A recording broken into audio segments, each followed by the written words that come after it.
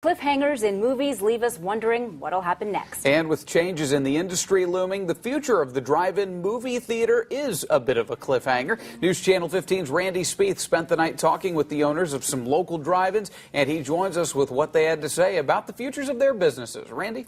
Mark, with spring weather here, our local drive-ins are open for the season, but an aging generation of owners doesn't want to make some of the required digital upgrades.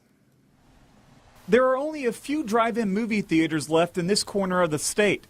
Business has grown in Huntington, where a second screen was put in 3 years ago. Grosses have continually risen ever since then. Hopefully we'll get around 100 cars tonight. We've had 300+ car nights, here. John Detzler and his wife have run the drive-in since 2001, but don't want to be cast as owners much longer. We want to move on and retire. Just like the next big superhero film, they wonder who will take over the role. Not to mention a big expense is on the horizon, replacing the projectors with new digital ones. Huntington's drive-in and the one in Garrett both are looking at a $60,000 to $75,000 expense to make the digital switch.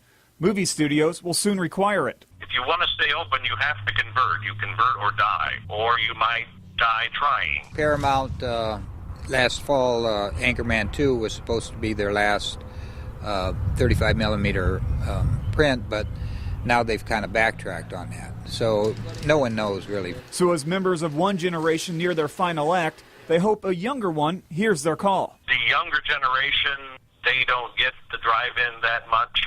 They'd rather go to the indoor theaters, I believe, and the huge screens and the IMAX. I've said it for several years now that drive-in needs younger owners that have the ambition and energy.